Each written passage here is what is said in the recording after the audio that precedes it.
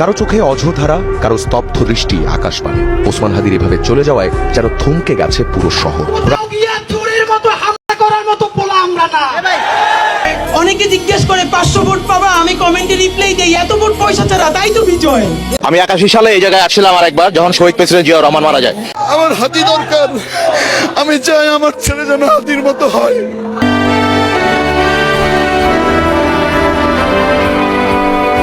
ঢাকা আটের কোনো প্রান্তে চাঁদাবাজি হবে না, এটা আমি আপনাকে বলে রাখি। সিন্ডিকেটটা তো অনেক বড়, সব আমি বন্ধ করতে পারবো কিনা জানি না। দুটো কাজ পারবো।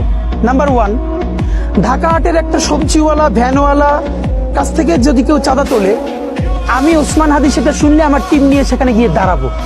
তার কাছ থেকে চাঁদা তুললে আমার গায়ে হাত দিয়ে তুলে তারপরে দিতে হবে। আর যদি অনেক রাঘব বোয়াল হয়, যিনি নিজে যান না, তার লোক পাঠান, তাহলে তার নামটা তো জানবো। সংসদে না 10 বার এমপি হওয়ার কোনো দরকার নাই। জীবনে ইম্প্যাক্টফুল কাজ 1বার 2বার করতে পারলেই হয়। এটা আমি আগেও বলেছি, আবারও বলি, যেই রাঘব বোয়ালরা তাদের ছানাপোনা পাঠিয়ে চাঁদাবাজি করাবেন ঢাকা হাটের মধ্যে, আমি সংসদে দাঁড়িয়ে বিসমিল্লাহ বইলা প্রত্যেকের নাম প্রকাশ করে দিব। এরপরে যা আছে কপালে আমার হবে। বাংলাদেশ হারালো একজন বীরকে, বাংলাদেশ হারালো একটি সোনালী সম্পদকে।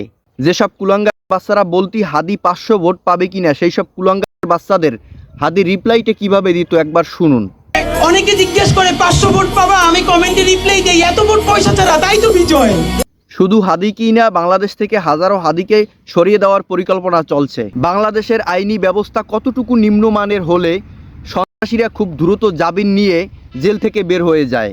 বাংলাদেশের আইনি ব্যবস্থা কতটুকু নিম্নমানের হলে হাদির মতো অসংখ্য হাদিকে জনসম্মুখে রাস্তাঘাটে গুলি করে হত্যা করা হয়? গত 5 আগস্টে থানা থেকে যেসব অস্ত্র লুট হয়েছে, এই অস্ত্র উদ্ধারের বিষয়ে সাংবাদিক স্বরাষ্ট্র উপদেষ্টাকে প্রশ্ন করছে, আর এই ব্যাককল স্বরাষ্ট্র উপদেষ্টা উত্তরটা দেয় কি একবার শুনুন। আপনি জানেন যে 5 আগস্টের যে ঘটনা, তারপরে থানাগুলো লুট হয়েছে, এখনো অনেক অস্ত্র উদ্ধার হয়নি। এই অবস্থাতে বাংলাদেশে যে এবং সব থানাগুলো ফুল ফাংশন না, সেই ক্ষেত্রে নির্বাচনে আমি এখন বলবো যে দেখেন যে পেঁয়াজের যে দামটা, একদিনে পেঁয়াজের দাম 35 টাকা বেড়ে গেল, এটা কিভাবে সম্ভব? শহীদ ওসমান হাদিকে বাংলাদেশের জনগণ অল্প সময়ের মধ্যে কি পরিমাণে ভালোবেসেছে তা তার জানাজা দেখলেই বোঝা যায়।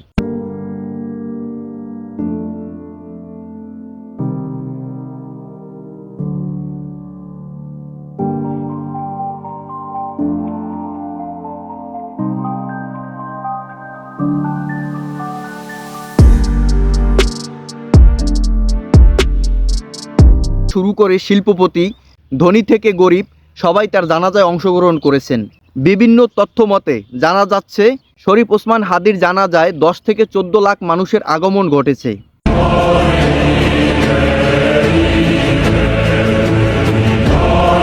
ওসমান হাদির জানাজায় সকল স্তরের মানুষ জানাজায় দাঁড়িয়ে কান্নায় ভেঙে পড়েছে।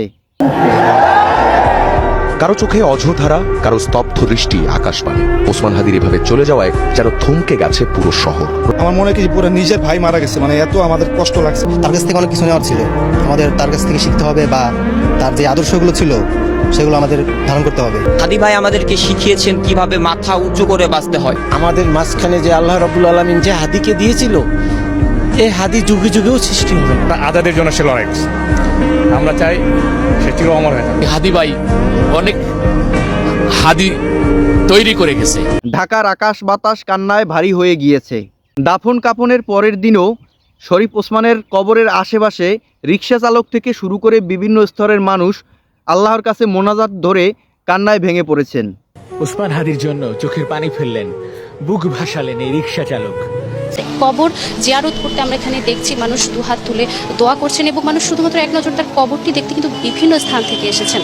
আমরা এখানে দেখতে পাচ্ছি যে দুহাত তুলে সাধারণ মানুষ কিন্তু তার জন্য দোয়া করছেন, এবং তাদের একটাই আশা, তাদের একটাই ইচ্ছা, শোকের এই মুহূর্ত সকলের যেন সকলের মাঝে ছড়িয়ে যায়, এবং এই শোকের যে মুহূর্তটা, তারা শুধুমাত্র বাংলাদেশ বিনির্মাণের জন্য একজন যুবনেতাকে হারিয়েছেন, এই দুঃখ কিন্তু প্রতিটি মানুষের মাঝেই প্রকাশিত হচ্ছে। এবং আমাদের মাঝে আর ফিরে আসবে না ওসমান হাদি। ইনকিলাব জিন্দাবাদ।